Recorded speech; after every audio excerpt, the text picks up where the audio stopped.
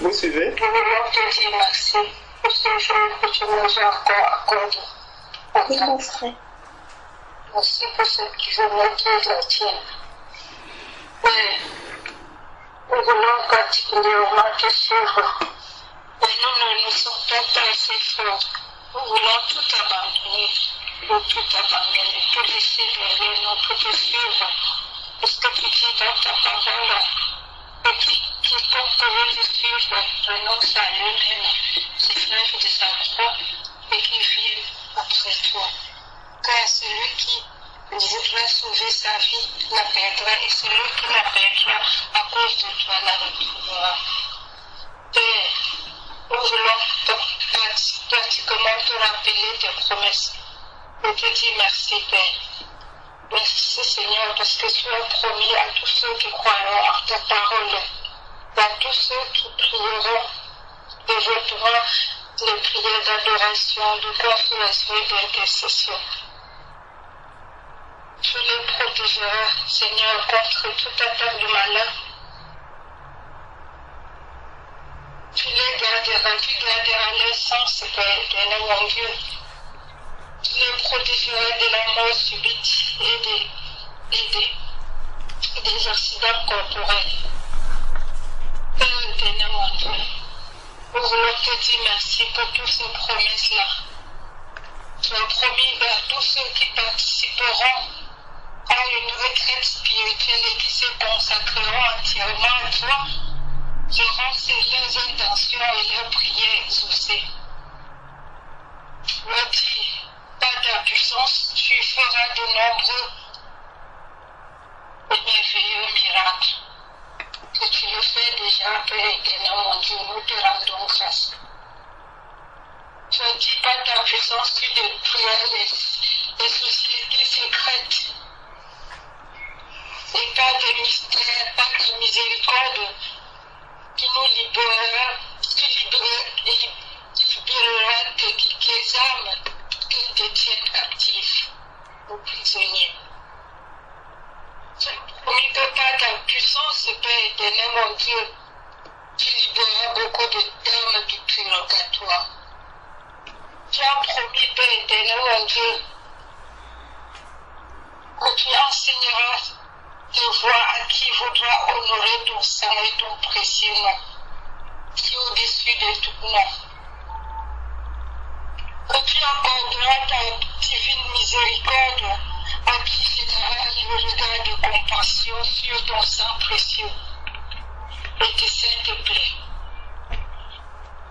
Que tu accorderas 4 années d'indulgence à ceux qui enseigneront ta parole à d'autres personnes. Merci Seigneur pour ta volonté plénière dans nos vies. Merci Seigneur pour le tout accompli dans nos vies. Merci Seigneur parce que c'est par ta grâce que nous sommes là. Merci. Ok. Vous avez suivi? Oui, mon frère. Oui, frère. Oui, nous avons. Oui. D'accord. Oui, frère.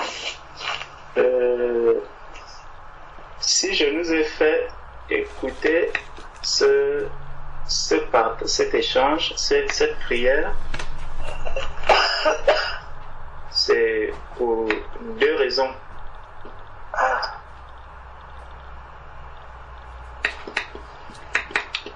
C'est pour deux raisons. La première, c'est que la Bible nous dit, quand nous lisons dans le livre de Job, il y a une scène qui s'est produite. Une scène qui s'est produite.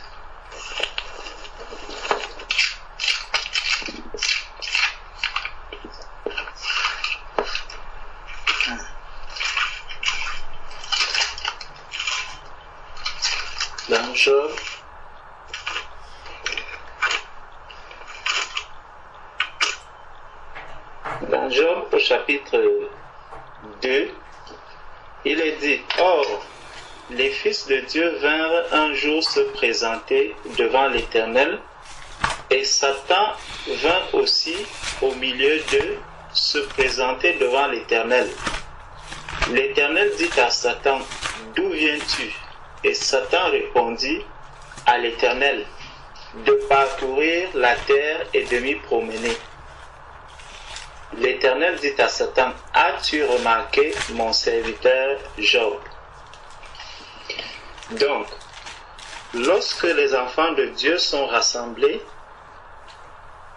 il peut avoir des infiltrations, même dans les prières que nous adressons à Dieu. Et nous devons être très vigilants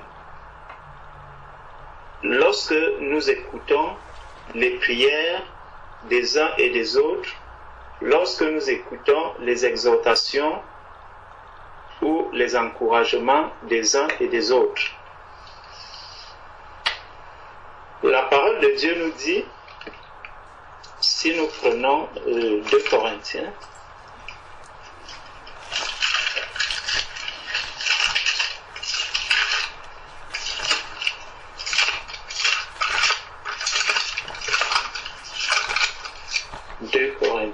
chapitre 1,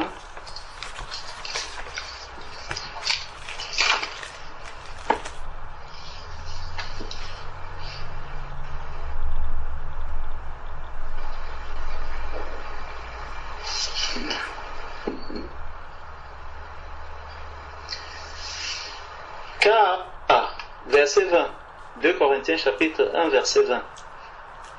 Car pour ce qui concerne toutes les promesses de Dieu,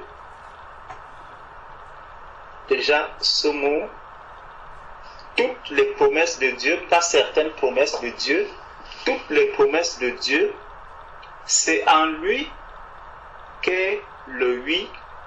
C'est pourquoi encore l'Amen par lui est prononcé pour nous à la gloire de Dieu. Toutes les promesses de Dieu sont certaines et véritables. C'est ce que nous dit ces paroles, comme qui sont aussi ces promesses, elles sont certaines et véritables. C'est ce que dit Apocalypse chapitre 22 au verset 6, que toutes les paroles de Dieu sont certaines et véritables. Donc, lorsque dans une prière, je dis, Seigneur, tu as promis que ceux qui iront au purgatoire, tu les sortiras du purgatoire.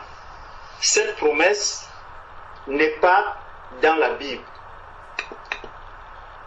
le Seigneur n'a pas prévu le purgatoire pour ceux qui croiraient en lui, pour les âmes. Il n'y a aucun verset biblique qui parle du purgatoire. Il n'y a aucun verset biblique qui parle des promesses des 4 années de... C'était 4 années de quoi encore? De 4 années soit pour les serviteurs de Dieu ou quoi? J'ai pas bien gardé tout ce qui était dit dedans, mais je pense que il faudrait vraiment qu'en tant qu'enfant de Dieu, lorsque nous sortons les 4 années d'indulgence, voilà, lorsque nous sortons une parole en disant que c'est une promesse de Dieu, donc nous faisons de Dieu le garant de cette parole. Ça veut dire que Dieu a promis réaliser telle ou telle chose. Et donc, si nous venons au devant du Seigneur dans une prière, dire que Dieu a promis le purgatoire pour ses enfants, la question c'est où est-ce que cela se trouve dans la parole de Dieu?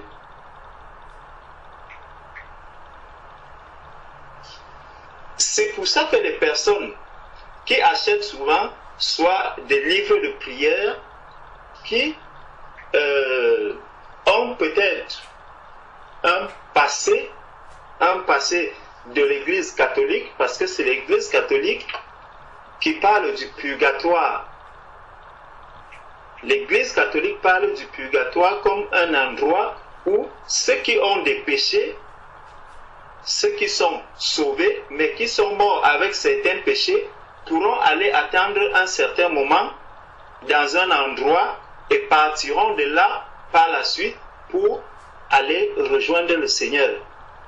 Mais la question que l'on doit se poser, est-ce que ce raisonnement est biblique? Sur quoi est-ce qu'on s'appuie pour parler du purgatoire?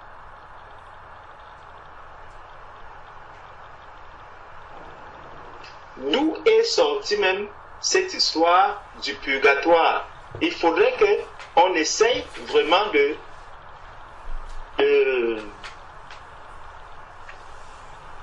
chercher, parce que le Seigneur nous a dit dans Jean 8,32, vous connaîtrez la vérité et la vérité vous affranchira. C'est la vérité qui peut amener un enfant de Dieu à attester que effectivement le purgatoire existe ou que le purgatoire n'existe pas. Lorsque nous regardons dans la parole de Dieu, nous ne voyons nulle part. La Bible nous dit dans Hébreux chapitre 9 verset 27, il est réservé aux hommes de mourir une seule fois, après quoi vient le jugement. Et on le voit dans l'histoire de Lazare et du riche homme dans Luc 16. C'est écrit là, noir sur blanc. On voit lorsque Lazare et le riche homme décèdent, il n'y a pas un endroit où ils vont s'arrêter pour attendre. Lazare n'attend nulle part. Le riche homme non plus. On nous dit qu'il est en proie au tourment.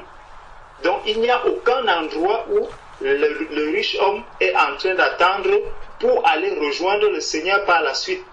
Ça n'existe pas.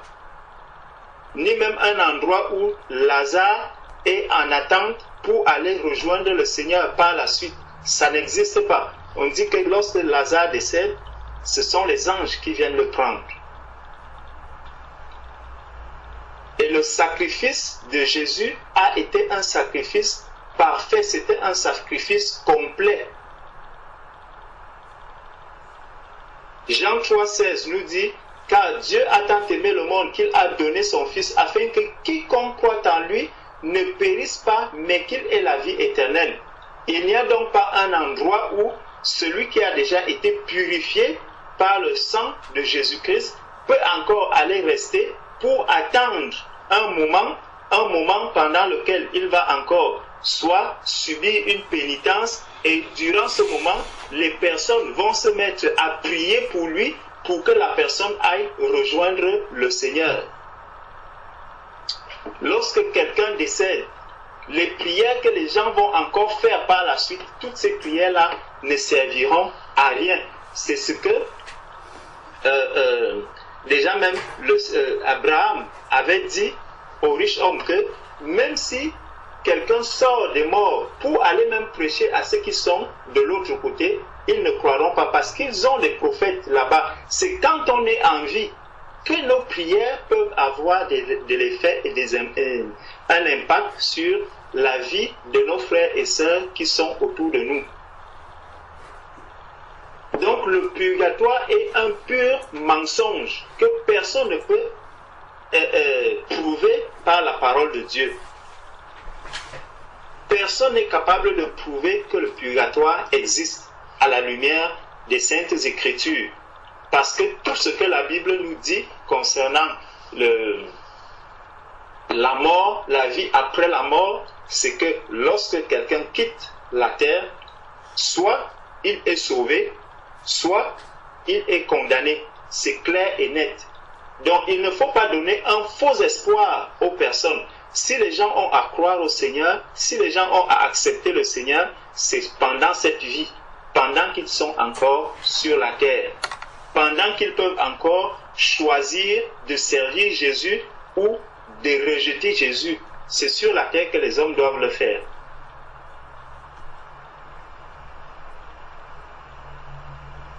Et quand le Seigneur même donne des promesses à ses enfants, le Seigneur, il ne nous a pas dit que, contrairement à ce que beaucoup peuvent croire. Regardons un peu.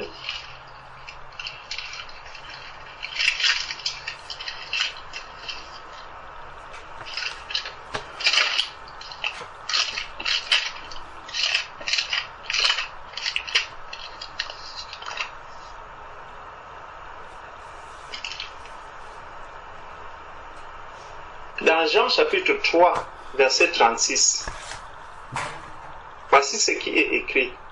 Celui qui croit au Fils a la vie éternelle. Celui qui croit au Fils a la vie éternelle. Il ne dit pas aura la vie éternelle.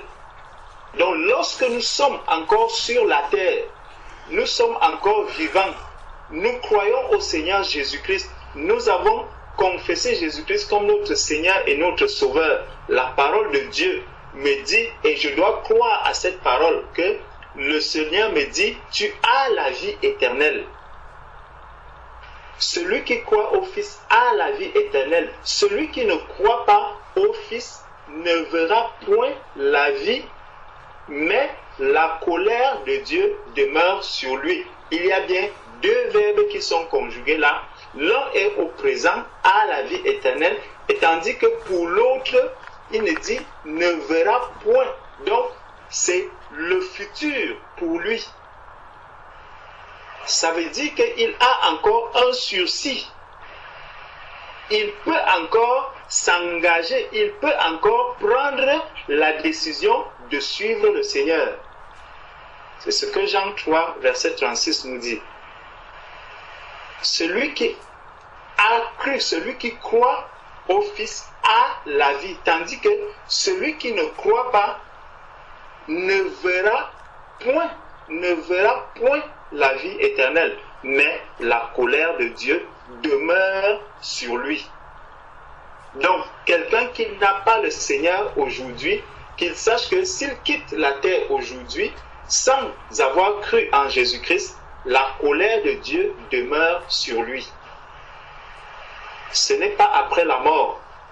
Les enfants de Dieu, on est enfants de Dieu, étant encore sur la terre, nous avons la vie éternelle. C'est ce que la parole de Dieu nous dit. Et on peut encore prendre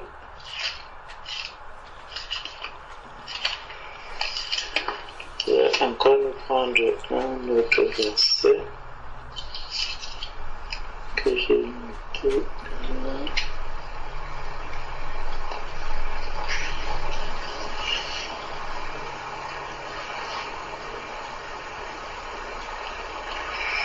Voilà. au verset. Donc, si nous prenons encore Éphésiens, dans le livre d'Éphésiens,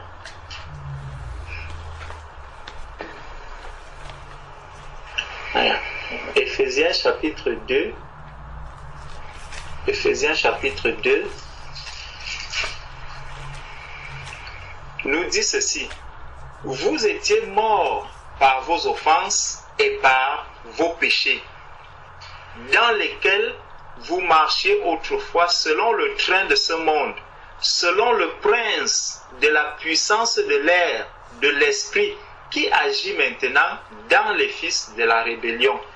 Nous tous aussi, nous étions de leur nombre, et nous vivions autrefois selon les convoitises de notre chair, accomplissant les volontés de la chair et de nos pensées, et nous étions, ça c'est toujours au passé, par nature des enfants de colère comme les autres. Mais Dieu qui est riche en bonté, riche en miséricorde, à cause du grand amour dont il nous a aimés, mais Dieu qui est riche en miséricorde, à cause du grand amour dont il nous a aimés, nous qui étions morts par nos offenses, nous a rendus à la vie avec Christ. C'est par grâce que vous êtes sauvés. Donc c'est par grâce que vous êtes sauvés. Si nous sommes donc sauvés par la grâce, à quoi servirait donc le purgatoire où tu dois encore aller payer pour les péchés que tu portes après la mort? Si tu quittes cette terre avec des péchés, ça est que tu te retrouves encore dans un endroit temporaire où tu iras souffrir et où les hommes sur la terre doivent prier pour que tu partes de là et partir. Ça veut donc dire que ce sont les effets de ces prières-là qui vont t'amener à sortir du purgatoire. Celui donc qui n'a pas l'argent pour aller payer une messe que le prêtre va donner, comment est-ce qu'il sortira donc de ce purgatoire? Imaginez Lazare, qui était ce pauvre, qui mangeait sous la table du riche homme, qui pouvait aller payer pour que Lazare, on prie pour lui, pour qu'on fasse une messe pour Lazare. Qui pouvait aller payer? Ça veut dire que Lazare serait resté dans ce purgatoire sans être sauvé. Ça veut donc dire que si tu es riche et que tu quittes cette terre, tu vas au purgatoire. Puisque tu as beaucoup d'argent, ton argent est donc capable de te sauver, puisque on va faire beaucoup de messes dans le monde entier, on va prier, on va intercéder pour que tu sortes du purgatoire et que tu ailles auprès de Jésus-Christ. Ça encore, c'est du mensonge. L'argent ne peut sauver personne. L'argent ne peut amener personne à se rapprocher de Jésus-Christ. Tout ça, il faut que les enfants de Dieu, que nous comprenons, nous examinons toutes choses avec la parole de Dieu. Nous devons tout examiner. Donc, on peut encore prendre, continuons, on va prendre encore un autre verset.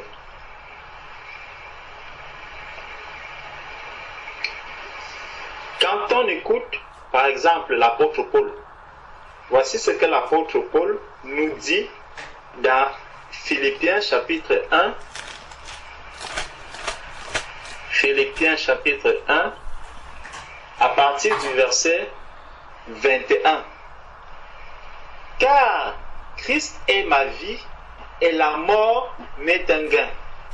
Mais s'il est utile pour mon œuvre que je vive dans la chair, je ne saurais dire ce que je dois préférer. Je suis pressé des deux côtés.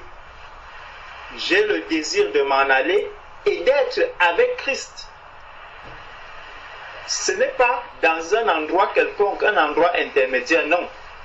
Paul dit, je suis pressé des deux côtés. J'ai le désir de m'en aller et d'être avec Christ, ce qui de beaucoup est le meilleur. Mais à cause de vous, il est nécessaire que je demeure dans la chair. Donc Paul dit encore, et il ne tient pas ce langage-ci pour quelqu'un d'autre, en leur disant que bon, il y aura quand même, je vous exhorte, je vous encourage à vraiment mortifier votre chair pour que lorsque vous quittiez la terre, au moins pour que vous puissiez d'abord vous arrêter au purgatoire.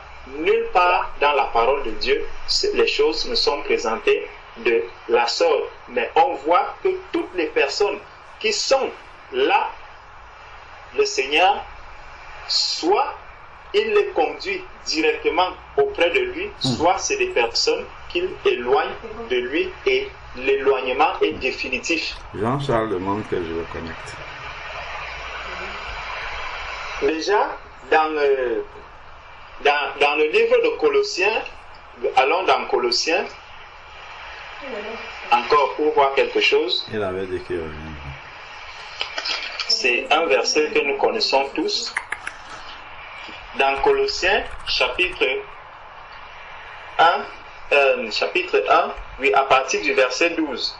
Et on va voir comment le mécanisme que le Seigneur effectue déjà avec ses enfants, avec quelqu'un qui vient même de s'engager avec le Seigneur. Le Seigneur opère déjà quelque chose. Il ne dit pas que comme tu es encore là, tu viens de passer dans les eaux du baptême, tu viens de te convertir, je vais d'abord te laisser dans une période d'observation. Le Seigneur ne laisse pas ses enfants dans une période d'observation. Le frère Jean-Charles.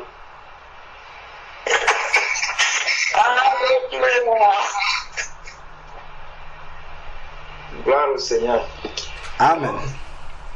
Le Seigneur ne laisse pas ses enfants dans une période d'observation. Donc quelqu'un qui vient de naître de nouveau, le Seigneur ne le laisse pas dans une période d'observation pour faire de lui un véritable enfant de Dieu. Je dis même un véritable enfant de Dieu, un enfant de Dieu. Donc il n'y a pas une étape intermédiaire entre païen et enfant de Dieu. Soit on est païen, soit on est enfant de Dieu. Il n'y a pas d'étape intermédiaire. Le Seigneur nous dit donc ici, dans Colossiens chapitre 1, à partir du verset 12, il dit « Rendez grâce au Père qui vous a rendu capable d'avoir part à l'héritage des saints dans la lumière, qui nous a délivrés de la puissance des ténèbres et nous a transportés dans le royaume du Fils de son amour. » Regardez le travail que le Seigneur fait. Est-ce que lorsque le Seigneur fait ce travail-ci avec nous, nous avons déjà atteint la perfection? Nous n'avons pas encore atteint la perfection, mais le Seigneur a déjà fait ce travail. Le Seigneur a déjà fait ce travail. Il nous a déjà conduits là où nous devons être. C'est pour ça que nous avons vu que nous qui sommes sauvés, nous avons la vie éternelle. Un enfant de Dieu ne peut pas rester là, et se dire, lorsque je quitterai la terre, je passerai par un purgatoire pour arriver au Père par la suite. Et dire que c'est une promesse de Dieu. Ça veut dire que je suis en train de donner une fausse promesse. Une promesse qui vient des hommes, parce que c'est les hommes qui ont instauré l'histoire du purgatoire.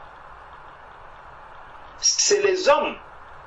Et lorsque j'ai essayé de regarder d'où était venue l'histoire du purgatoire, c'est en l'an 600. C'est en l'an 600, j'ai regardé sur Wikipédia d'où était venu le purgatoire. C'est là où j'ai vu, c'était en l'an 600, on dit au concile, soit au concile de Trente, qu'a commencé l'histoire du purgatoire. C'est une véritable invention humaine.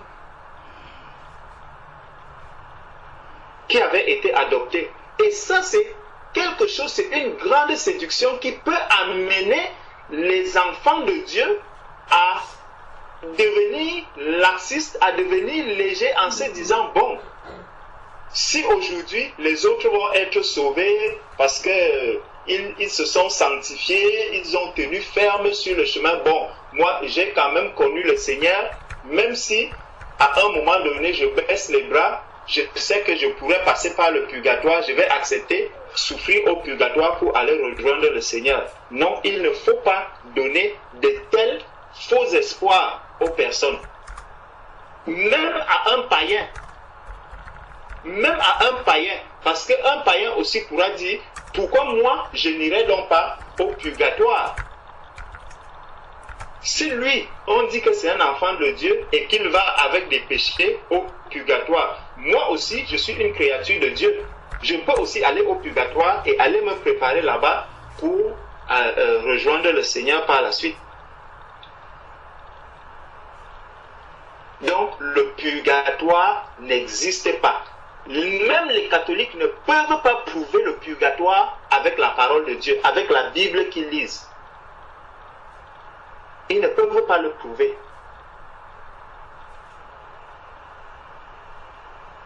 Nous devons tout faire, tout ce que nous faisons doit être dans la parole de Dieu, parce que c'est la parole de Dieu qui doit nous aider à connaître vraiment les promesses. Lorsque je dis, le Seigneur, tu as promis, il faut que je puisse ouvrir la parole de Dieu et voir où est-ce que Dieu l'a promis. C'est pour ça que le Seigneur nous conduit à admirer le comportement des Juifs de Bérée, qui examinaient tout le temps les Écritures. Ils examinaient chaque jour les Écritures, les Juifs de Bérée. Ils ne se laissaient pas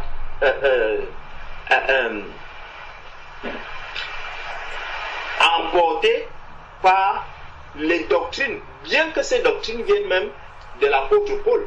Mais les Juifs de Bérée ne les acceptaient pas comme ça. Ils examinaient d'abord les Écritures avant d'accepter quoi que ce soit. Avant toute chose, ils venaient d'abord au pied du Seigneur pour voir ce qui devait arriver. Quand on regarde un peu la manière dont ce Dieu qui nous a tellement aimés au point de donner son propre Fils pour que nous ayons la vie, pour que nous soyons sauvés, qui arrive même jusqu'à châtier un homme, un saint, à châtier son enfant, même jusqu'après la mort. Jusqu'après la mort, parce que si le purgatoire est un endroit où on va encore aller subir des punitions et où il va falloir prier, ses frères et sœurs qui sont sur la terre vont commencer à prier pour lui, pour que lui aussi par la suite il aille prier pour eux après la mort. C'est que ce Dieu-là est vraiment je ne sais pas comment on peut parler de l'amour de Dieu, comment on peut dire que nous sommes sauvés par la grâce de la sorte. Dans 1 Jean chapitre 4, dans 1 Jean chapitre 4, il nous est dit, là, tel il est, tel nous sommes aussi dans ce monde. C'est en cela que l'amour est parfait en nous, afin que nous ayons de l'assurance au jour du jugement. Regardons bien, nous devons avoir l'assurance. Je dois être sûr que je suis un enfant de Dieu, je suis sauvé. Je ne dois jamais parler du purgatoire, parce que celui qui parle du purgatoire n'a pas l'assurance. C'est un endroit intermédiaire. Donc à cet endroit intermédiaire, rien ne te rassure que tu iras auprès du Seigneur. Donc encore un faux espoir, une fausse, je n'appellerai même pas ça doctrine. C'est un faux message, le message sur le purgatoire. Le purgatoire n'existe pas. Nous devons avoir l'assurance de notre salut. un enfant de Dieu doit avoir l'assurance de son salut. Verset 18. La crainte n'est pas dans l'amour, mais l'amour parfait bannit la crainte, car la crainte suppose un châtiment, et celui qui craint n'est pas parfait dans l'amour. Celui qui craint n'est pas parfait dans l'amour. Ça veut donc dire que si je suis là en train de dire, mais comment est-ce que je veux même faire si je quitte la terre? C'est pour ça que quand tu demandes à un musulman, lorsque tu quittes la terre, est-ce que tu es sûr d'être sauvé? Il te demande qui est d'abord sûr d'être sauvé. Tu dois avoir l'assurance que vraiment, lorsque je suis en train de partir de cette terre, je suis en accord totalement avec le Seigneur. Tu dois être capable de dire comme l'apôtre Paul, j'ai combattu le bon combat, j'ai achevé la course. Cette assurance doit s'asseoir dans notre cœur, non pas l'assurance d'un certain purgatoire. Un purgatoire, une période intermédiaire, une zone intermédiaire où je ne sais pas si les saints ne prient pas pour moi, ça veut dire que je serai perdu. S'il n'y a personne qui me connaît derrière, ça veut dire que je suis perdu. Il n'y a pas de corruption. Le Seigneur ne nous fait pas payer le salut par quoi que ce soit. Jésus-Christ a payé pour notre salut. Il a payé pour le rachat de nos âmes. C'était une fois pour toutes. Il ne faut pas croire à ces mensonges qui concernent le purgatoire. Le purgatoire est une pure invention humaine. Une pure invention humaine.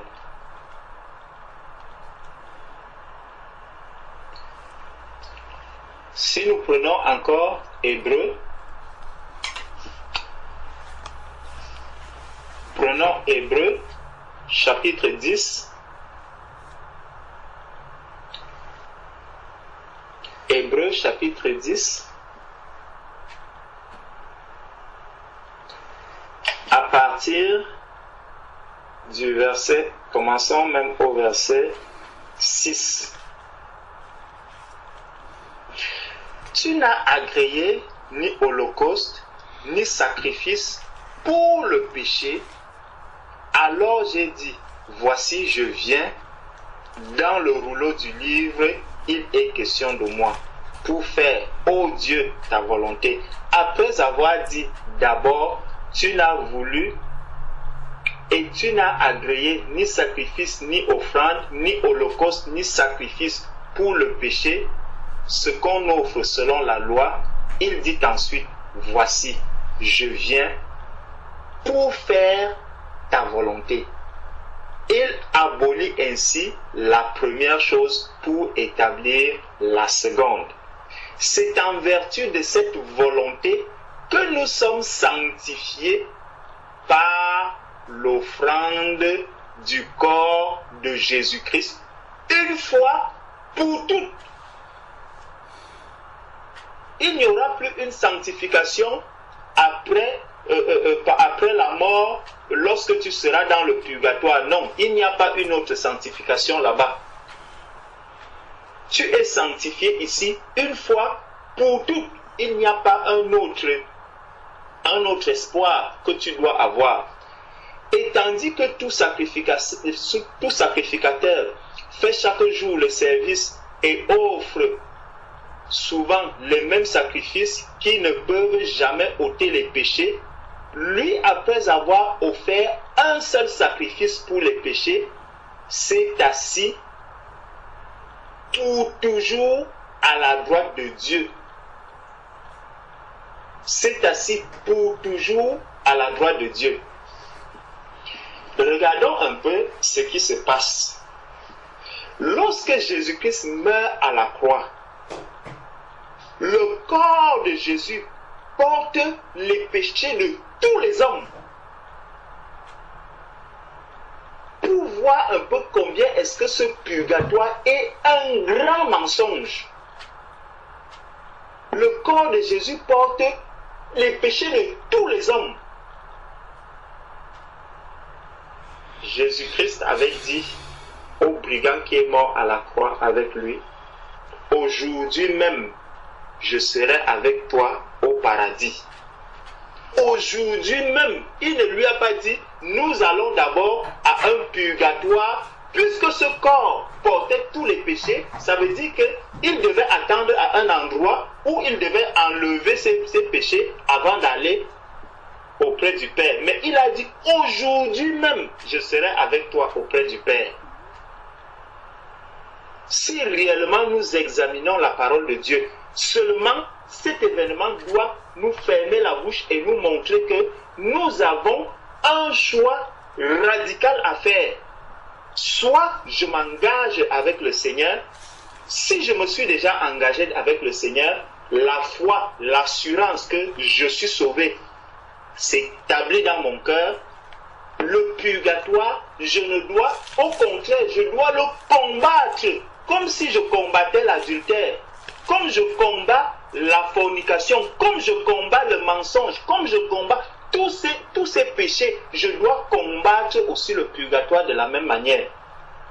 Peut-être même pire encore, parce que ça donne un faux espoir aux personnes. Ça donne aux personnes d'être encore légères dans leur marche. Ça donne même aux catholiques de rester là-bas et de se dire, bon, si, comme vous dites que vous êtes sauvés, moi aussi, je peux aller passer par le purgatoire pour rejoindre mon Père par la suite. C'est un faux espoir qu'ils sont en train de leur donner. On était au verset 12. Verset 13 maintenant. Attendant désormais que ses ennemis soient devenus son marchepied. Verset 14. Car par une seule offrande, il a amené à la perfection pour toujours ceux qui sont sanctifiés. On va voir un saint, on se dit que celui-ci, il est même quoi? Toi aussi, tu crois que tu es plus saint que qui? Le Seigneur dit ici qu'il nous a amenés à la perfection. Dieu est souverain. Tu quittes la terre, il a dit lui-même, Jésus achève la sanctification des saints. Ne te regarde pas, ne te méprise pas, ne considère pas un saint comme étant quelqu'un, comme étant n'importe qui sur cette terre.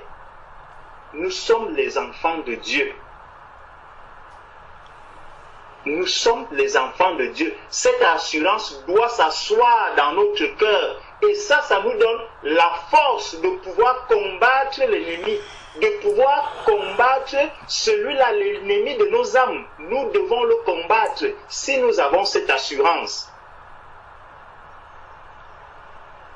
Si tu te dis, lorsque je quitterai la terre, je pourrai passer par le purgatoire. Comment tu peux donc passer devant Satan et lui dire que, au nom de Jésus, sors d'ici? Il va te dire, toi-même là, quelle est ta position devant le Seigneur? Tu ne connais pas ta position et tu viens me dire, pars d'ici.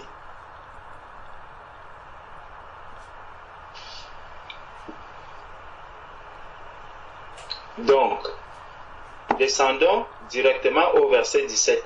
Et je ne me souviendrai plus de leurs péchés ni de leurs iniquités. Donc, lorsque le Seigneur pardonne les péchés, il dit qu'il ne se souviendra plus de nos iniquités ni de nos péchés. Lorsque tu es pardonné, c'est définitif. Le Seigneur nous dit, celui qui confesse ses péchés et qui les délaisse obtient miséricorde. Donc, un enfant de Dieu ne peut pas avoir cette espérance que après la terre, j'espère passer par le purgatoire. Non. Il faut enlever ça de nos pensées. Lorsqu'une telle pensée arrive, même que je dise loin de moi Satan, je ne suis pas quelqu'un qui passera par un purgatoire. Même le païen ne passera pas par le purgatoire. Personne. C'est une invention humaine. Donc, on va finir avec vais encore nous prendre un verset et je vais m'arrêter là.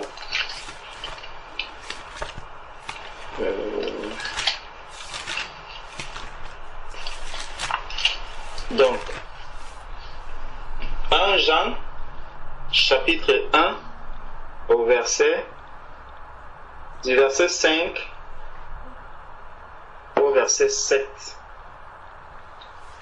La nouvelle que nous avons apprise de lui et que nous vous annonçons, c'est que Dieu est lumière et qu'il n'y a point en lui de ténèbres. Bon, Dieu est lumière, il n'y a point en Dieu de ténèbres. Le monde est sous la puissance de l'ennemi, donc le monde est dans les ténèbres. Le purgatoire est donc dans quel état?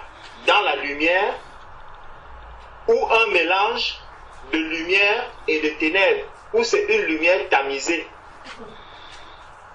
Puisque si c'est une période transitoire, la personne doit donc, à un moment donné, pouvoir être dans une, même dans l'état dans lequel il se trouve doit aussi être un état transitoire. Lorsqu'on mélange donc le jour, la lumière et les ténèbres. Vraiment. Quel accord y a-t-il entre la lumière et les ténèbres? C'est ce que la parole de Dieu nous dit. Dans le purgatoire, quel est donc l'état dans lequel on se trouve? Dans quel état? Dans un état intermédiaire, puisqu'on dit que si nous disons que c'est un état intermédiaire, il faudrait donc que la personne qui se trouve à cet endroit puisse vivre à la fois un petit enfer et un petit paradis.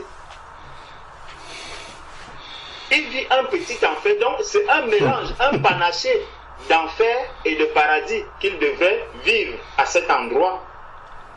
Si c'est le purgatoire, puisque c'est le dernier endroit où il va passer, soit il va auprès du Père, si on a prié pour lui sur la terre, si les gens ont suffisamment donné de l'argent pour faire des messes. Donc, dans quel état se trouve le purgatoire? Et après combien de temps en sort-on? Pour aller maintenant, pour savoir que tous tes péchés maintenant ont été lavés. Maintenant, tu peux sortir. Combien de prières est-ce que les prêtres vont faire pour savoir que maintenant celui-ci a déjà été totalement purifié, totalement nettoyé, pour qu'il passe de l'autre côté? Toutes ces questions-là, il faudrait que ceux qui croient au purgatoire puissent répondre. Donc, verset 6. Si nous disons que nous sommes en communion avec lui et que nous marchons dans les ténèbres, nous mentons et nous ne pratiquons pas la vérité. Donc, je ne peux pas dire que je suis lumière et mener et vivre dans les ténèbres. C'est impossible, c'est ce que la parole de Dieu nous dit ici. Je ne peux pas dire que je suis lumière et vivre dans les ténèbres. Parce que si dans le purgatoire, il y a des ténèbres, ça ne correspond pas à ce que la parole de Dieu dit. Verset 7. Mais si nous marchons dans la lumière, comme il est lui-même lumière, et comme il est lui-même dans la lumière, nous sommes mutuellement en communion et le sang de Jésus, son Fils, nous purifie de tout péché. C'est sur la terre que ça se passe. Ce n'est pas après la mort. Nous sommes purifiés pendant que nous sommes sur la terre. Nous devenons enfants de Dieu pendant que nous sommes sur la terre. Dieu n'est pas le Dieu des morts, il est le Dieu des vivants. Donc, lorsque je suis encore en vie sur la terre, je dois choisir où est-ce que je vais. Je dois m'engager avec le Seigneur. Je dois prendre position par rapport à la vérité et vivre une vie de sanctification pour aller là où le Seigneur Jésus est en train de me préparer une place. Je dois préparer ce moment-là maintenant. Je dois m'accrocher à la vérité. Je vais persévérer en sachant là où je vais. Je vais prier en sachant là où je vais. Je vais même accomplir les œuvres que Dieu a préparées d'avance pour moi en sachant là où je vais. Tout ce que je fais, je vais même annoncer Christ en sachant là où je vais. Je vais louer le Seigneur parce que je sais là où je vais. Si je veux même rendre visite aux personnes, je vais rendre visite aux personnes en sachant là où je vais. Parce que j'ai cette assurance-là en moi. Voilà pourquoi je vais faire tout ce que je suis en train de faire. Et c'est pour ça que la parole de Dieu nous dit que les œuvres ne nous sauvent pas. Mais parce que nous sommes sauvés, alors nous accomplissons ces œuvres pour amener encore les âmes davantage au Seigneur et pour manifester maintenant l'amour du Seigneur dans le monde, comme Jésus-Christ lui-même est venu le faire. Donc, nous n'avons pas à parler du purgatoire, à espérer que, dire que le Seigneur a fait une promesse qu'il viendra tirer les âmes qui sont au purgatoire, que c'est une promesse, ça n'a jamais été une promesse de Dieu. Pour les 4 années de... C'était 4 années de quoi? 4 années d'indulgence. Ce point, c'est même maintenant que je viens encore de suivre ce point de 4 années d'indulgence. Ça, je n'ai même pas écouté ça. Je ne l'ai même pas suivi. Donc, il faut vraiment que l'on soit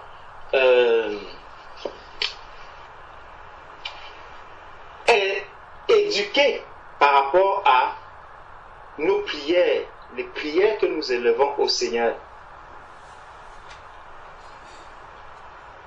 Les livrets de prière que les gens achètent, ce n'est pas bon.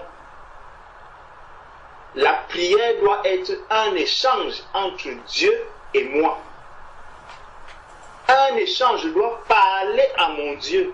Je dois m'adresser à Dieu. Il ne faudrait pas que j'arrive, je dise, ah, je vais comme je vais prier aujourd'hui. Quel est même le livret de prière pour aujourd'hui? Voici la prière, je me mets à lire. Que si je veux même lire une prière, il faudrait que j'ai déjà bien examiné ce qui est écrit là-dedans. À la lumière des Saintes Écritures, que l'Esprit ait attesté que oui, ça c'est une prière d'un saint. Ça c'est une prière que Jésus lui-même a faite. Donc lorsque je me mets aussi à prier conformément à ce que Jésus a dit, je sais que je suis dans la volonté de Dieu. Donc, n'accusons pas Dieu, ne faisons pas de Dieu quelqu'un qui ne tient pas ses promesses. Parce que si quelqu'un entend, Dieu a dit, il va ressusciter, il viendra chercher les âmes du purgatoire, il viendra faire ceci. Et qu'un enfant de Dieu, lui, il dise que non, moi je ne crois pas au purgatoire, ça sera un problème. Donc, Dieu n'a jamais dit qu'il ira tirer son enfant du purgatoire. Dieu n'a pas réservé un autre endroit pour ses enfants que là où il est. Jésus a dit, je vais vous préparer des places afin que là où je suis, vous y soyez aussi. C'est l'assurance que nous devons avoir. Si le Seigneur doit châtier son enfant, si le Seigneur doit redresser son enfant, c'est pendant qu'il est encore vivant que le Seigneur va nous amener à la correction, qu'il va nous éprouver. C'est pendant que nous sommes encore sur la terre. Ce n'est pas après la mort. Donc, vraiment, bien-aimés, soyons beaucoup vigilants lorsque nous prions et veillons les uns sur les autres. Soyons attentifs aux prières que nous élevons vers le Seigneur. Voilà, mes frères et sœurs, ce que je voulais, là où je voulais attirer notre attention ce soir. Soyez bénis. Amen. Merci. Amen. Amen. Moi, j'ai fait l'école de la maternelle jusqu'au cours moyen 2, j'ai fait l'école catholique. Donc voilà. Du coup, je faisais les études bibliques, on faisait les trucs, on faisait le, comment on appelle ça, comment on appelle ça, on apprenait le christianisme, comment on voulait nous baptiser, il fallait apprendre même comment faire. Je connais la définition du baptême, je connais, selon ce qui est écrit dans le livre catholique, je connais la définition du sacrement, je connais la définition de tous ces trucs-là. Et je connais réciter le je crois en Dieu, je connais notre Père, tout ça, selon les trucs que j'ai appris quand j'étais catholique. Donc, tous ces trucs-là, c'est quand j'étais catholique. Donc, c'est vrai qu'au moment de prier, il y a 2 jours, je ne sais pas pourquoi le Seigneur m'a mis à cœur de mettre les promesses. Et quand j'ai mis les promesses, tout ce qui me revenait, c'est ce que j'avais appris. C'est ça qui me revenait quand ça venait. Et quand j'étais enfant, je ne cherchais même pas à savoir ce que ça voulait dire purgatoire. Purgatoire, parce que quand on fait la prière, on disait qu'il reviendra à juger les vivants et les morts. Et moi, je disais que purgatoire, pour moi, c'est là où le Seigneur revient pour juger les vivants et les morts. Donc, je ne connaissais pas ce que ça veut. Et maintenant, quand ça me réveille, donc, que les purgatoires, c'est là où on est mort et on a le juger là, maintenant. Donc voilà autant. Moi, c'est ma faute parce que j'aurais dû réexaminer les promesses que j'avais apprises il y a longtemps. Moi, je n'ai pas de livres, je n'achète même pas de livres. Moi, je ne sais même pas pourquoi, mais je n'ai pas le courage d'acheter un livre. Je n'ai jamais acheté un livre de Dieu. À part la Bible, je n'achète rien du tout. Donc voilà. Si c'est une question de livres qu'on dit qu'à acheter là, moi, je n'achète même pas. C'est rare que tu puisses acheter un livre comme ça. Mais c'est tout récemment qu'on faisait, on vendait les livres comme ça, c'était pour aider les gens dans les problèmes. Avant que j'ai acheté, mais je n'ai même jamais lu parce que ça n'a pas rapport avec le Christ. J'ai aussi acheté juste pour aider les gens, c'était tout. Mais dit que les livres en Christ, moi je ne les achète pas.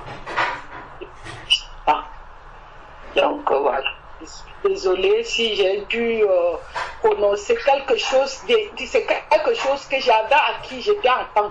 Quand on est enfant, quand on apprend les choses, c'est difficile que ça autant qui on dit que Dieu est dans le catholicisme. C'est quand je grandissais que j'étais réveillée tout doucement. Après, je suis allée pour les protestants. Mais avant, j'étais dans le catholicisme. Ce qui fait que même le notre père, même le nom du père, là, j'ai eu à la quitter. C'est à chaque fois qu'à l'église, je me faisais le signe de croix. Quelque chose qu'il a fallu du temps pour que je quitte le signe de croix. Et c'était quelque chose que moi, si j'avais appris ça, que je devrais faire ça, et avec le temps, j'ai compris que ça ne sert à rien. Donc, il faut que tout doucement, vous nous exhortez comme ça, et c'est vrai que j'aurais pu refaire un flashback sur les promesses avant de les dire, mais je me suis rappelé de ce que j'ai fait, ce que on nous faisait réciter quand on était catholique. Donc c'est quelque chose qu'on nous poussait à réciter. Donc on avait au moins 1h30 chaque jour à l'école pour réciter ça. Donc si on ne récite pas, on n'entre pas dans la classe. C'est pour ça que c'était resté dans ma tête. Et puis voilà quoi. Donc hier, l'autre jour, quand je faisais la prière, je me suis même pas rendu compte que j'ai dit ça. Donc voilà. C'est quand vous avez fait passer je ne sais pas, que je me suis rendu compte que j'avais dit ça, mais bon. Et en plus, c'est maintenant que vous m'éclairez que je me rends compte que purgatoire veut dire après la mort. Donc moi, je ne savais pas. Donc, le Seigneur, je rends à Dieu parce qu'il a permis qu'on puisse vraiment pour réveiller sur cela. Parce que parfois on fait des choses, on ne se rend même pas compte qu'on est en train de faire l'erreur. Donc voilà. Et si le Seigneur permet qu'on vous reprenne, moi ça me fait toujours plaisir quand on me reprenne pour que ça me permette de connaître. Chez le public que ça veut le temps que je vais me libérer de ça parce que c'est des trucs que c'était déjà ancré en moi, donc c'est quelque chose que j'avais longtemps récité. Donc quand tu récites longtemps quelque chose, ça demeure en toi, mais pour que tu te libères de ça, il faut que ça parte peu à peu. Donc moi c'est ça. J'ai une base catholique dont je n'y peux rien, ça part tout doucement, donc c'est au fur et à mesure que quand on apprend la Bible, que ça me libère de ça tout doucement. Mais sinon, c'est pas moi qui fais, c'est arrivé. Donc voilà, je suis désolée. Que le Seigneur me pardonne. Allô. Bon, ma soeur, moi je pense que vous n'êtes pas la seule dans cette situation. Moi aussi j'ai été catholique. Mais ces trucs-là, ça va doucement, comme vous venez de le dire. Oui. Donc, il faut seulement prier et beaucoup lire la Bible, je pense bien, pour pouvoir enlever tout cela. Moi, j'avais remarqué ça. Amen. J'avais fait la prière. J'ai même parlé avec la sœur Gertrude. Je pense que c'est ce matin. Mais, vous savez, quand il y a des groupes comme ça, on prie. L'ennemi aussi est là, hein. Mais nos bouches, donc pour qu'on puisse, nous on est qui devant tout ça, même Jésus a été tenté, et combien de fois nous, donc il ne faut pas prendre ça comme quelque chose qui est bon, ça arrivait à vous, bon, il a pu peut-être utiliser votre bouche pour pouvoir manifester, pour pouvoir nous tromper dans la prière. Mais il n'a pas vaincu parce que nous sommes plus que vainqueurs en Jésus-Christ. Amen. Donc c'est tout ce que je peux vous dire. Seulement on doit beaucoup lire la parole de Dieu, chercher à connaître un peu et tout ça, que le Seigneur puisse nous guider dans nos bouches quand nous prions, pour vraiment tout ce que l'ennemi peut sortir dans nos bouches, que ça soit fermé. Amen. Pour l'ennemi, que ça soit ouvert pour notre Dieu, mais pas pour l'ennemi. Alléluia. Ouais. Amen. Amen. Amen. D'accord. On est nombreux. C'est la base. On a quitté. Si d'autres n'ont pas quitté là, n'ont pas quitté chez les protestants. Même les protestants, ils ont quitté d'abord chez les catholiques. Après, ils sont venus dans la religion protestante. Mais les protestants, c'est la même chose que les catholiques. C'est les petites sœurs et les grands frères. Je ne sais pas comment je peux dire. Donc, aujourd'hui, on est nombreux dans cette affaire-là. Donc, il faut même pas que ça vous fasse mal. Bon, c'est tout ce que je pouvais vous dire. Bon. Amen. Amen. D'accord. Amen. Est-ce qu'on peut prendre la parole de Dieu? On va lire quelques versets. On va lire quelques versets qui vont nous aider un peu à comprendre.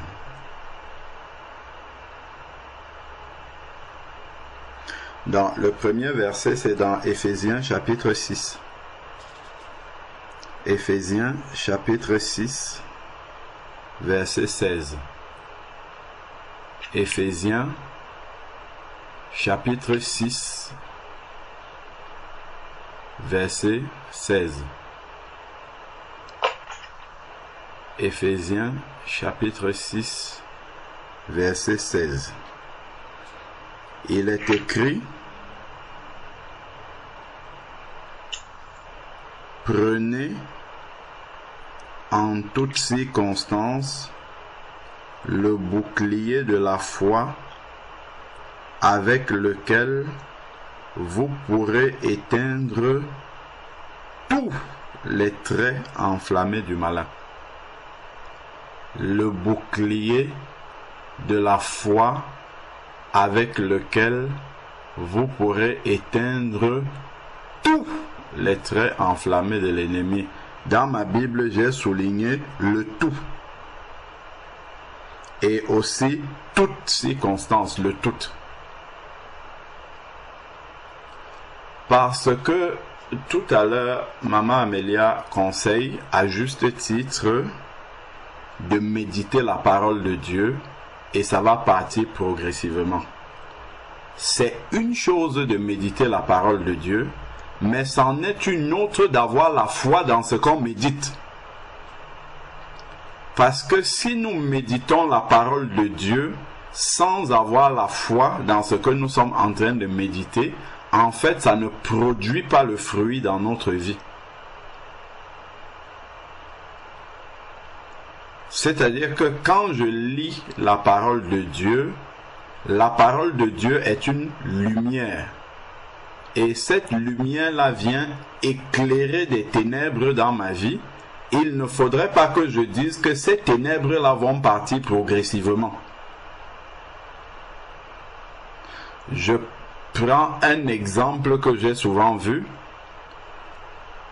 On prend la parole de Dieu, on éclaire un enfant de Dieu sur le fait que, par exemple, il ne faut pas utiliser le sang de Jésus pour couvrir les objets, pour mettre sur les personnes, et ainsi de suite. Un enfant de Dieu, il entend bien ça. Il lit bien dans la parole de Dieu que c'est une prière qui n'existe pas, mais la minute d'après, il continue à dire « je plonge ma maison dans le sang de Jésus » et ainsi de suite. Et ça reste. Et après, on va dire ça part progressivement. C'est une question de foi, mes frères et sœurs. C'est juste, je vous assure qu'il y a beaucoup, je suis protestant aussi, il y a beaucoup de choses dans lesquelles je suis né, que j'ai pratiqué, mais à chaque fois que la lumière est venue, je prends comme ça, je jette derrière moi et si tu me vois par rapport à celui qui pratique ça, on te dit que tous les deux, on a fait ça ensemble en grandissant, tu ne peux pas le croire. Pourquoi? C'est juste une question de foi. Lorsque tu es né de nouveau, il faut accepter que tu es devenu une nouvelle, un bébé. Le bébé ne vient pas au monde avec un passé. Le bébé vient sans rien. Donc, en naissant de nouveau, il faut vraiment entrer, et ça c'est encore une question de foi. Il faut entrer par la foi dans la peau d'un bébé spirituellement. C'est-à-dire que le bébé ne connaît rien. Il a tout à apprendre de ce monde-ci. C'est comme ça que nous devons aussi être spirituellement. Je ne dois rien prendre. La chose que je voulais garder dans ma vie ancienne, c'était le baptême d'eau. C'est après ça, dès que je suis entré dans l'immersion, après ça, tout ce qui était de ma vie passée est resté derrière. Et c'est ce que dit la parole de Dieu. C'est exactement ce que dit la parole de Dieu dans Romains. C'est vraiment une question de foi, mes frères et sœurs. Moi, je crois qu'un enfant de Dieu qui est né de nouveau véritablement, parce que la parole de Dieu le dit, à l'instant où il est né de nouveau, il peut tout abandonner. Je vais vous donner un exemple précis d'une personne que j'ai vue. C'était une catholique pratiquante, bien pratiquante, imprégnée dans le catholicisme.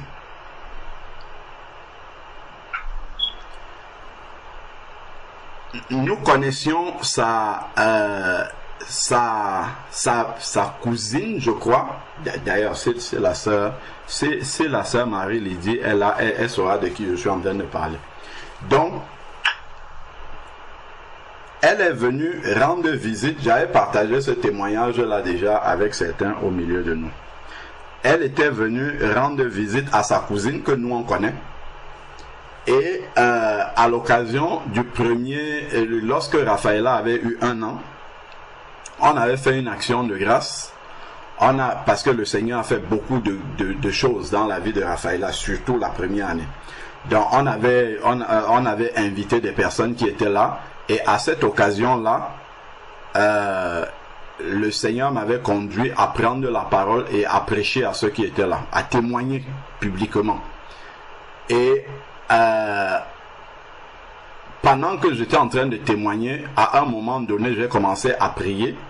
Et en priant, j'ai éclaté en sanglots. Je pleurais à chaudes larmes devant près de 60 personnes ici à la maison. Et j'ai dû laisser les personnes. Je suis parti aux toilettes en pleurant. Et la cousine de la fille dont je vais parler, de la sœur, parce que c'est une sœur maintenant. Les deux étaient catholiques. Elle était là. Elle a vu ce qui s'est passé et ça l'a énormément troublé de voir que quelqu'un parle de Dieu jusqu'à pleurer au milieu des personnes. Et lorsqu'il repartait, il y a une petite brochure que j'avais écrite sur le retour de Jésus que j'ai distribuée à ceux qui ont voulu prendre, qui étaient là. Et elle venait d'Italie. Elle ne nous connaissait pas. Elle est retournée en Italie avec ça. Et elle dit qu'elle a commencé à lire. Et elle ne comprenait pas ce qu'il y avait dedans. Mais dans son cœur, ça trottait de chercher à comprendre ce qu'il y a dans cette brochure-là. Elle allait même dans le bus avec. Ça n'arrêtait pas. Mais elle ne comprenait pas. Après, elle a déposé. Et il y avait sa Bible sur son étagère qu'elle n'avait pas lue depuis très longtemps. Elle a repris sa Bible. Et elle lisait dans le livre de Timothée, d'après ce qu'elle nous a dit. Et dans sa chambre, le Saint-Esprit est tombé sur elle. Et à cet instant-là, toute seule dans sa chambre, elle s'est convertie au Seigneur Jésus-Christ. C'est quelqu'un qui était dans les prières de Marie, avec les chapelets, avec les ceci, avec les cela, qui était bien imbibé dans le catholicisme. Cette sœur-là, lorsque le Saint-Esprit est tombé sur elle, comme ça, catholique de son état, elle a demandé le baptême d'eau par immersion. Elle est partie en Allemagne, elle vit en Italie. Elle est partie en Allemagne chez ses frères, parce qu'il y a, je crois, 2 de ses frères qui étaient convertis déjà. Elle est partie là-bas, elle a demandé à recevoir le baptême d'eau par immersion. Personne n'a essayé de la convaincre qu'il fallait qu'elle passe dans les eaux du baptême. Elle est partie. Quand on l'a plongée dans les eaux du baptême, elle est sortie en parlant en langue, directement. Elle a commencé à mettre le foulard. Personne ne lui a demandé de mettre ça. Elle a changé, je dis radicalement, tout ce qui est du catholicisme, les livres de prière, les chapelets, tout. Elle a tout jeté sans que personne ne lui dise rien du tout.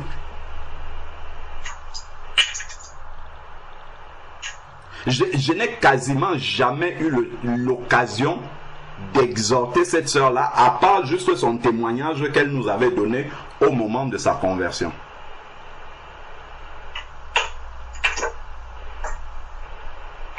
Pourtant, une vraie catholique, avec tout l'arsenal. C'est vraiment, mes bien-aimés, une question de foi. Si je crois que c'est progressivement, aujourd'hui je vais abandonner la prière, je vous salue Marie, après-demain je vais abandonner le signe de croix, après-demain je vais abandonner ça, c'est ce qui va se passer. Mais si je crois que je suis une nouvelle créature, et que quand le Seigneur est venu, il a pris ce qui était de l'ancien, et il a englouti dans la mort de Jésus-Christ. C'est ce qui est dit du baptême.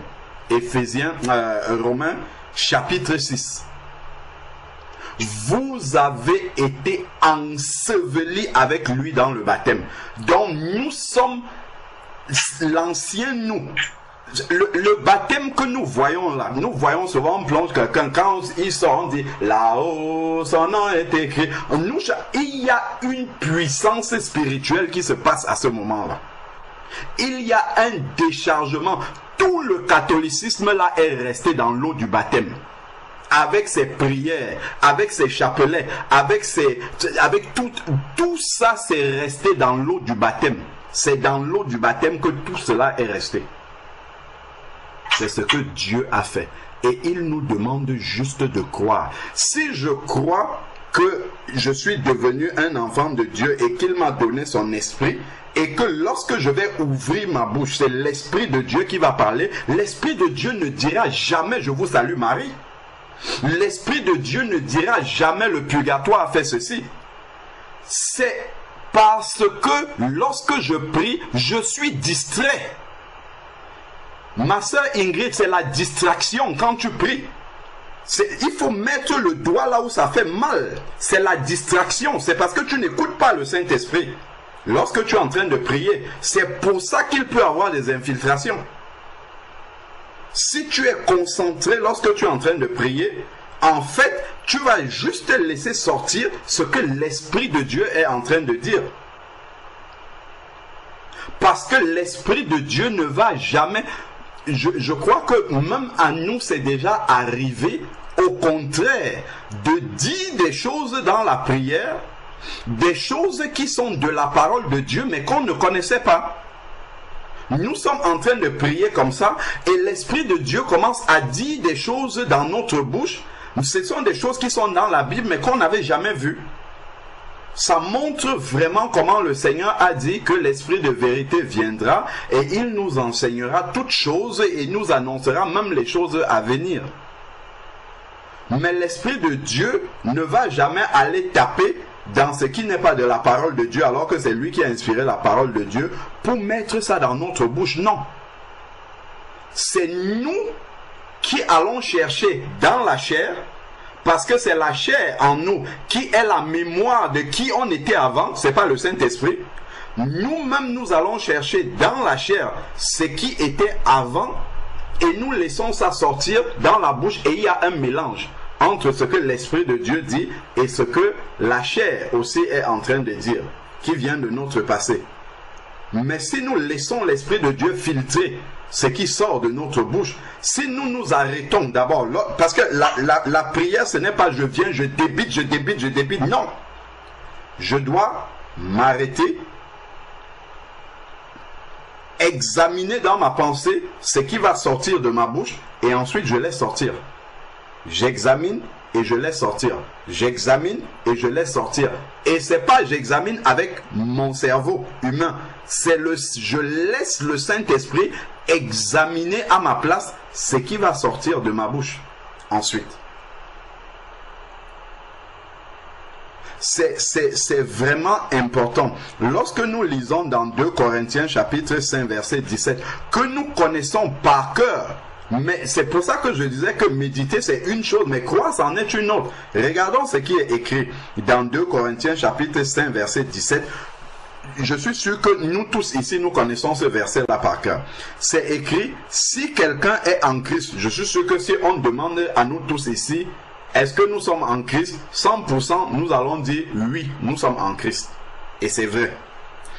Si quelqu'un est en Christ, il est une nouvelle créature. Comme si ça ne suffisait pas de dire qu'il est une nouvelle créature, il nous précise ce que ça signifie. Les choses anciennes sont passées.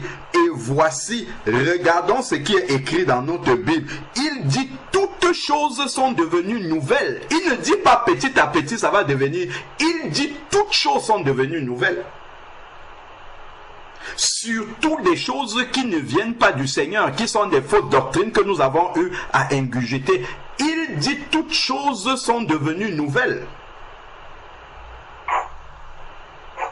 Toutes choses sont devenues nouvelles.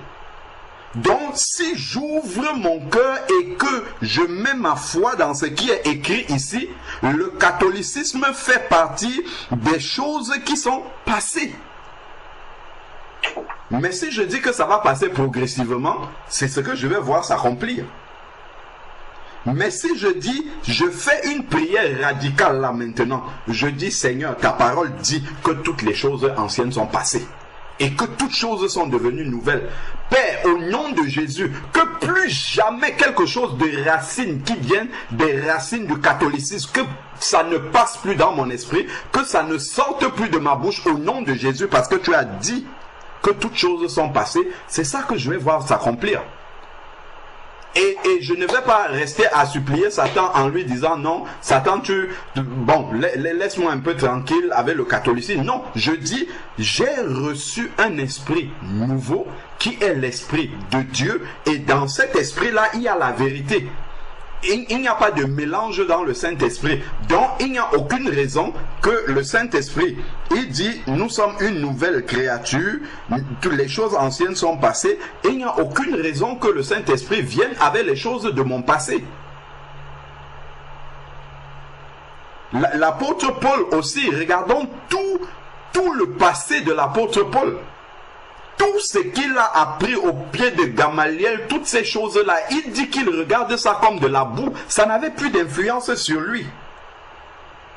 Il ne pouvait plus dire que, comme moi j'étais juif avant, je dois faire plutôt comme ça. Tu sais, moi j'étais juif avant. Au contraire, quand il arrive à côté de Pierre, qui a encore la mentalité des juifs et tout, il a repris Pierre publiquement. Il dit à Pierre, tu ne peux plus agir comme un juif. Puisque en Christ, il n'y a plus ni juif ni grec. Tu devais le savoir en tant qu'apôtre. Tu ne peux plus agir comme ça. Et dire, dans ma tête encore, je suis encore juif. Non, c'est terminé. C'est pour ça qu'il pouvait reprendre sévèrement Pierre, en disant, non Pierre, tu as mal agi. Tu ne dois plus agir comme ça. Parce que maintenant, tu es une nouvelle créature. Tu ne dois plus avancer dans ton esprit avec une mentalité de juif, mais une mentalité d'enfant de Dieu, né de nouveau, régénéré. Donc, ensuite, maintenant, ici, nous sommes une nouvelle créature. Tout à l'heure, j'avais parlé de Romains 6. Regardons ce qui est écrit dans Romains chapitre 6, à partir du verset 3. On lit, c'est bien, mais... souvenons-nous d'où nous sommes partis. Nous sommes partis de prendre le bouclier de la foi avec lequel nous pouvons éteindre tous les traits enflammés de l'ennemi. Donc l'ennemi va toujours venir essayer de semer la confusion dans notre esprit pour que nous disions n'importe quoi, ainsi de suite. L'ennemi va même ramener notre passé souvent dans notre esprit et dire tu n'es même pas digne de parler devant le Seigneur. L'ennemi vient avec tout ça. Mais qu'est-ce qui permet de balayer ça? C'est la parole de Dieu. La foi vient de ce qu'on entend, et ce qu'on entend vient de la parole de Dieu. Donc, quand j'entends ce qui vient de la parole de Dieu, j'ouvre mon cœur et je dis ça c'est vrai pour moi. Parce que Dieu ne fait acception de personne. Il m'a pris comme son enfant, et cette parole-là qu'il dit, elle est vraie pour moi. Et il n'y a aucune raison que ça se fasse plutôt progressivement. Donc il dit ici, Romains chapitre 6, verset 3, il dit, ignorez-vous que nous tous qui avons été baptisés en Jésus-Christ, c'est en sa mort que nous avons été baptisés. Nous avons été ensevelis avec lui dans la mort par le baptême. Donc quand je lis cela, je crois que mon ancien moi, le frère lisait tout à l'heure dans Éphésiens chapitre 2 verset 1, vous étiez morts par vos offenses. Donc ici, il parle de l'enterrement de notre ancienne vie. On le confesse souvent quand on va faire un baptême. On dit on va ensevelir son ancienne vie. Comment alors les résidus de l'ancienne vie peuvent venir continuer à faire mariage dans la nouvelle vie? Non. Le catholicisme est resté dans cet ensevelissement-là. Avec toute sa mentalité, ses prières, tout cela c'est resté ici, là-dedans. Le problème c'est que, est-ce que je crois que c'est vrai?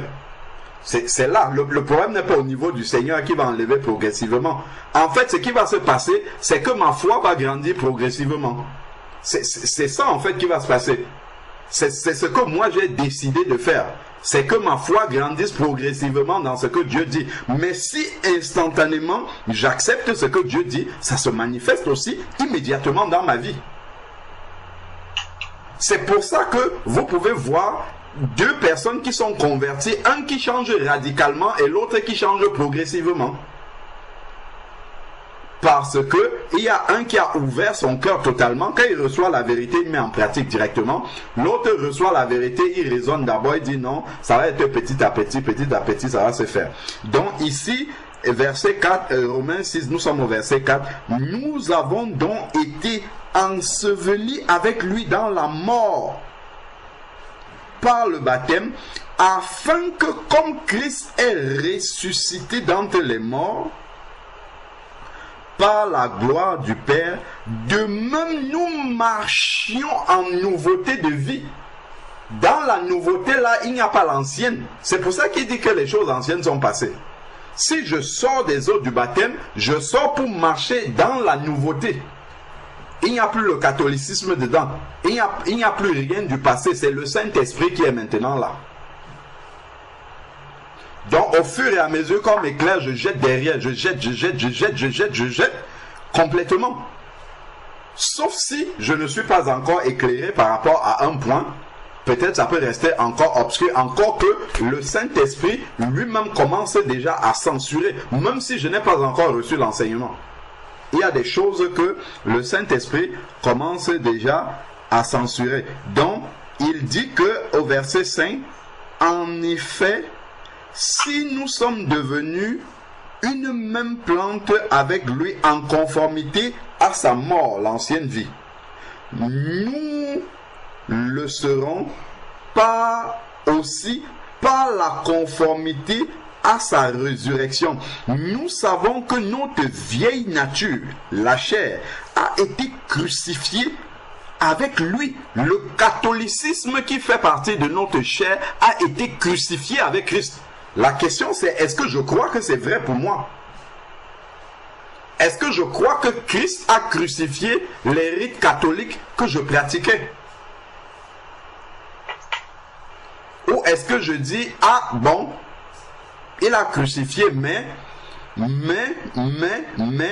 et c'est dans le mais là justement que le malin va venir s'aimer des choses. Et il va nous maintenir encore dans la captivité.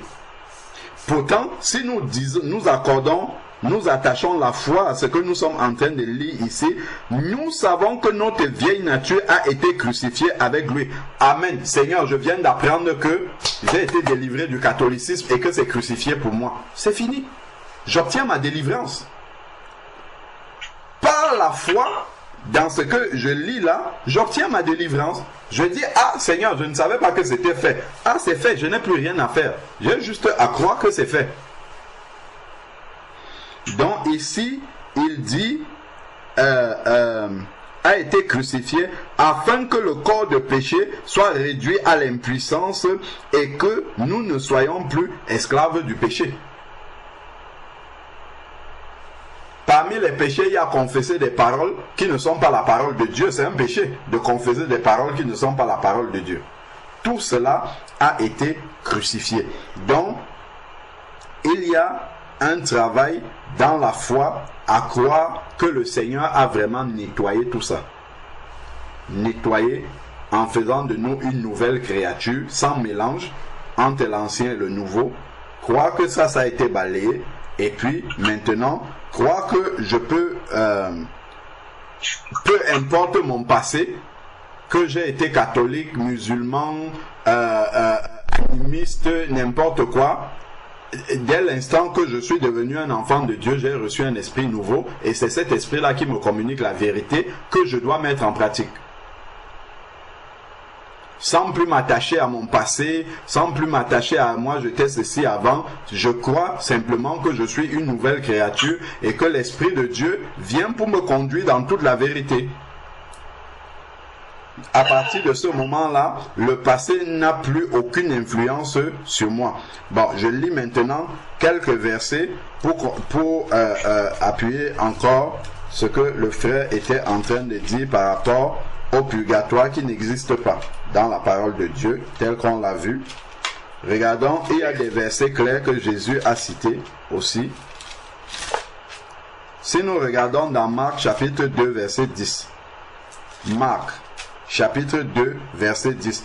Il y a quelque chose que Jésus dit dans ce verset-là et on peut passer sans prêter attention. Il y a une expression qu'il a utilisée ici. Mais il faut lire le verset bien attentivement pour voir ça. Marc chapitre 2, verset 10. C'est Jésus qui était sur le point de guérir un paralytique. Et il y avait les pharisiens qui étaient là en train de s'indigner.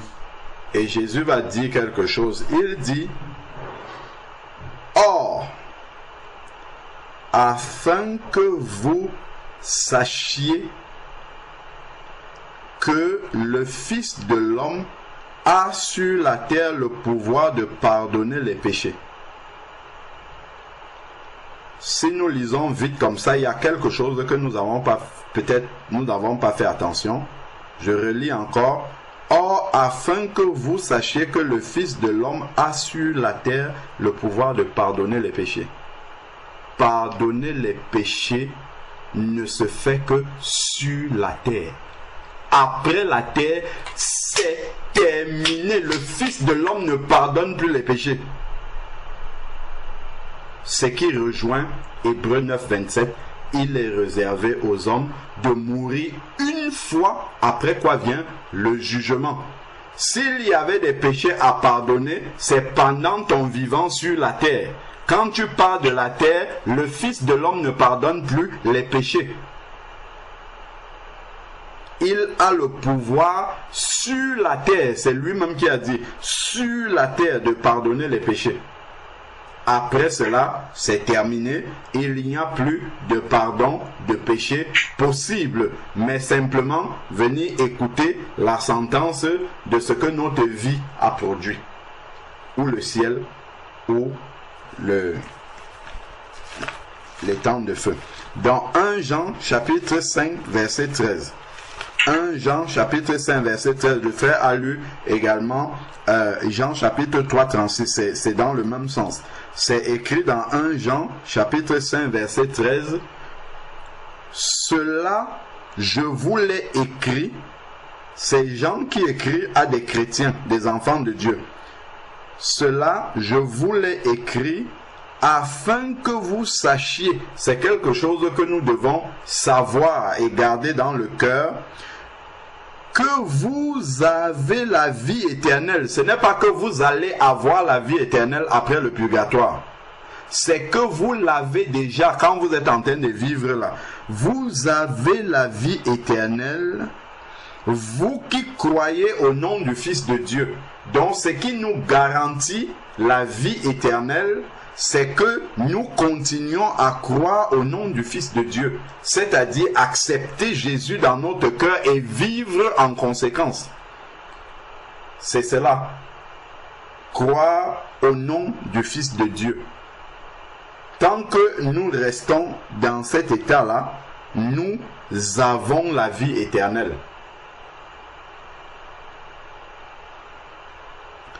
Enfin maintenant, regardons dans Actes chapitre 7 ce que Étienne dit lorsqu'il meurt. C'est similaire à ce que le frère citait lorsqu'il parlait du brigand. Lorsque le brigand meurt à la croix, Jésus lui dit, aujourd'hui tu seras avec moi au paradis. Il ne lui dit pas, tu vas d'abord aller m'attendre dans un lieu intermédiaire et on se verra à la fin des temps. Regardons ici Étienne, Acte chapitre 7, verset 59. Acte 7, 59. Lorsqu'on a lapidé Étienne, il lapidait Étienne qui priait et disait. Regardons ce que Étienne dit. Avant de lire ce que Étienne dit, revenons un peu au verset 55. C'est important. Puisqu'on parlait de la prière, de voir comment, lorsque quelqu'un est dirigé par l'Esprit de Dieu, comment est-ce que le Saint-Esprit parle au travers de lui, et le Saint-Esprit ne fait pas d'erreur, il ne peut pas introduire les purgatoires et tout ça. Regardons déjà au verset 55, Mais Étienne, rempli du Saint-Esprit, fixa les yeux vers le ciel et vit la gloire de Dieu et Jésus debout à la droite de Dieu. Donc, la parole du Seigneur nous indique déjà que Étienne était rempli du Saint-Esprit. C'est important. Donc, ce qu'il va dire est inspiré du Saint-Esprit parce qu'il parle étant rempli du Saint-Esprit. Et qu'est-ce que le Saint-Esprit dit donc? Donc, c'est un enseignement que le Saint-Esprit nous donne par la bouche d'Étienne ici. Donc, Étienne est rempli du Saint-Esprit. Donc, allons au verset 59. Il lapidait Étienne qui priait et disait, voilà Étienne qui prie par le Saint-Esprit. Il dit, Seigneur Jésus, reçois mon esprit.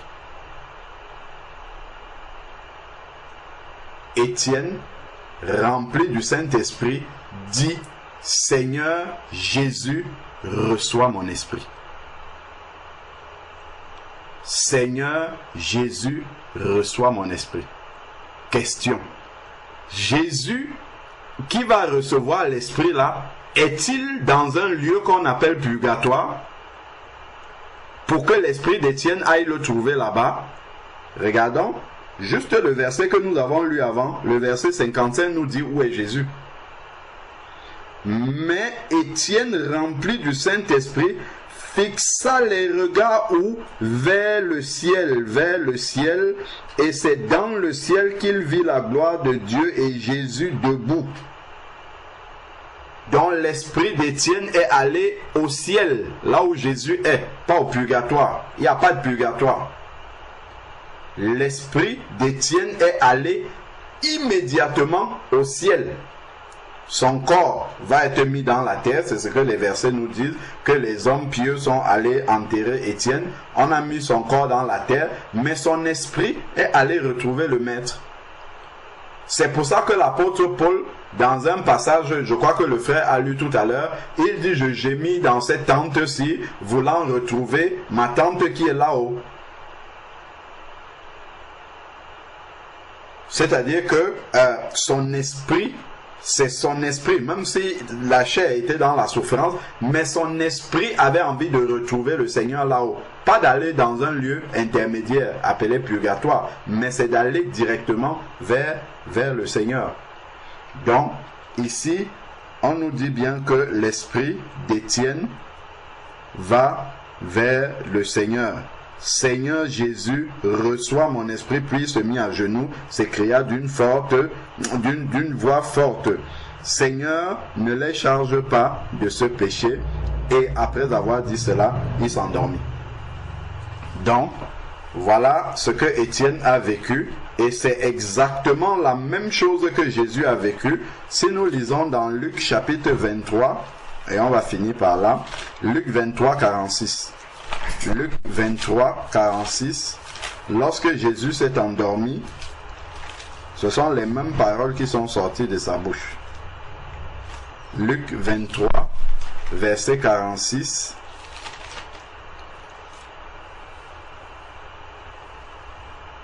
Luc 23, verset 46.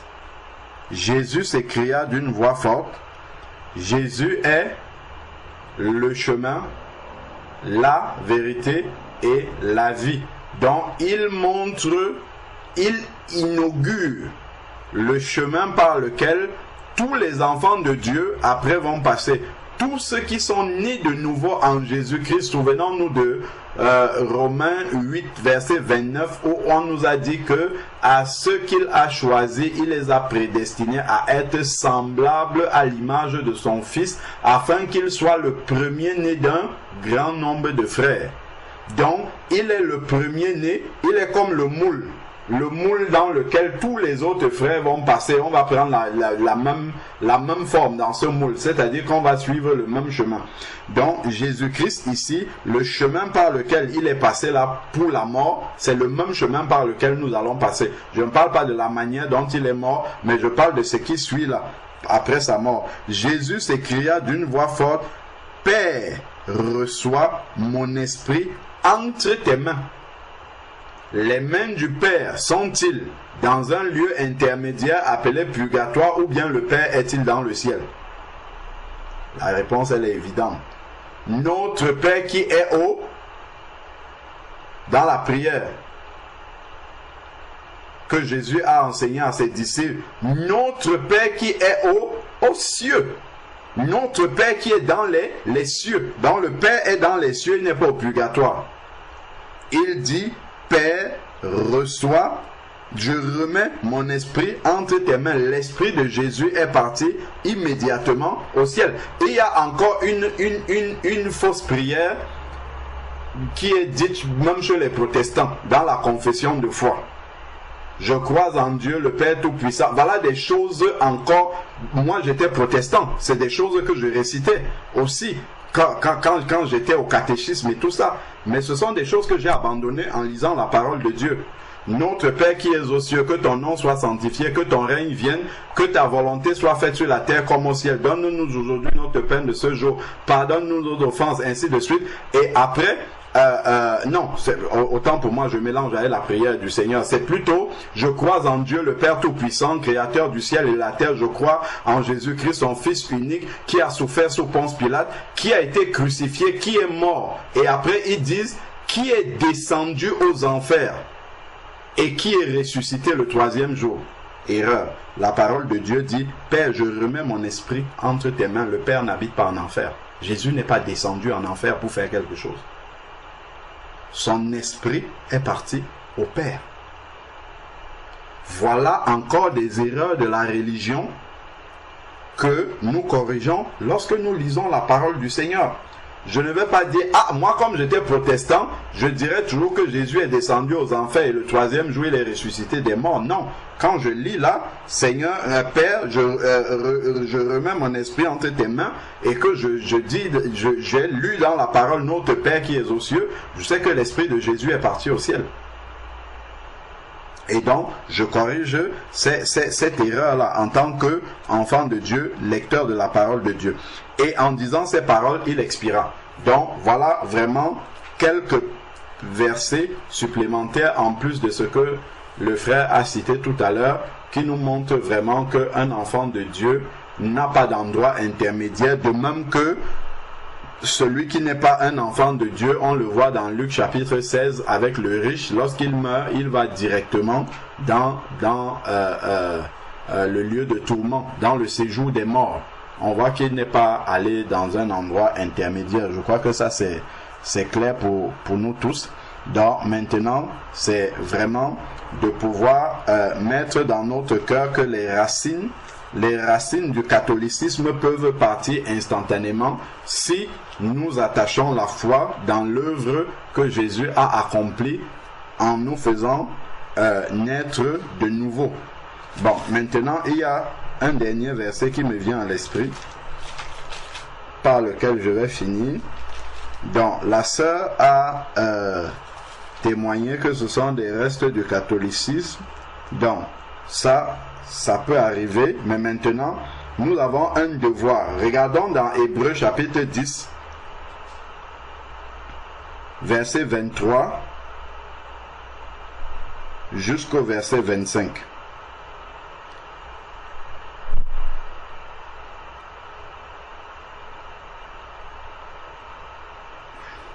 Hébreux chapitre 10, verset 23 à 25.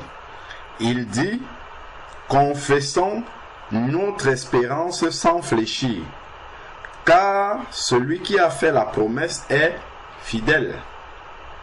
Le Seigneur est fidèle. Ensuite, il dit, veillons, c'est ce que le frère a dit tout à l'heure, veillons les uns sur les autres pour nous inciter à l'amour et aux œuvres bonnes. Veillons les uns sur les autres. Et ensuite, il dit, n'abandonnons pas notre assemblée, c'est-à-dire le fait de nous rassembler avec les enfants de Dieu. Nous ne devons pas abandonner cela, comme c'est la coutume pour quelques-uns. Mais, regardons, dans la communion fraternelle, exhortons-nous mutuellement. Et cela d'autant plus que vous voyez le jour s'approcher. Fort heureusement, par la grâce de Dieu, qu'il y a eu un enregistrement et que le frère a pu écouter la prière de la sœur Ingrid et pouvoir revenir pour l'éclairer, pour l'exhorter par rapport à ça. Mais si nous avons été présents et que nous avons entendu la sœur dire cela, elle n'est peut-être pas éclairée, le Saint-Esprit nous alerte là-dessus. Nous avons l'obligation, d'après ce verset, d'exhorter la sœur, d'autant plus que nous voyons le jour du Seigneur s'approcher. Nous ne devons pas dire Amen pour faire plaisir. Nous devons examiner ce que nous entendons et dire non, ma sœur, je ne peux pas dire Amen à cette prière, pas pour te vexer, mais parce qu'il y a ça qui doit être redressé. Si on ne peut pas expliquer, ma sœur, je te prie, je t'exhorte à te rapprocher des frères qui vont mieux t'expliquer cela. Mais je ne dis pas Amen pour faire plaisir. Parce que l'église n'est pas, comment dire, on n'est pas là pour se faire plaisir. On est là pour faire la volonté de Dieu. C'est ça. Donc, si nous avons entendu notre sœur prier comme ça, et que nous avons dit Amen, nous devons nous repentir devant Dieu. Si nous connaissons la vérité et que nous avons dit Amen, après si on était dans l'erreur, on doit aussi se repentir parce que même l'ignorance, c'est aussi un péché devant le Seigneur. Mais si nous avons entendu ce que la sœur a dit et que nous ne l'avons pas exhorté par rapport à cela, ce n'est pas bien devant Dieu parce qu'il dit que la communion fraternelle, quand il dit n'abandonnons pas notre assemblée, la communion fraternelle a pour but de s'exhorter aussi mutuellement. Si je vois que ma soeur n'a pas encore abandonné tel résidu du catholicisme, tel résidu du protestantisme, tel résidu de telle religion, je dois pouvoir l'aider avec cela. C'est pas pour rien quand quelqu'un vient, il dit Seigneur, Dieu 3 fois 5, on va s'arrêter, mon frère, ma soeur, 3 fois 5, où est-ce que c'est dans la parole? On va commencer à examiner avec lui. C'est pour pouvoir s'exhorter mutuellement. Ce n'est pas pour déranger la personne, c'est pour pouvoir s'exhorter. Ah, ma soeur, est-ce que tu as entendu ce que tu as dit dans ta prière?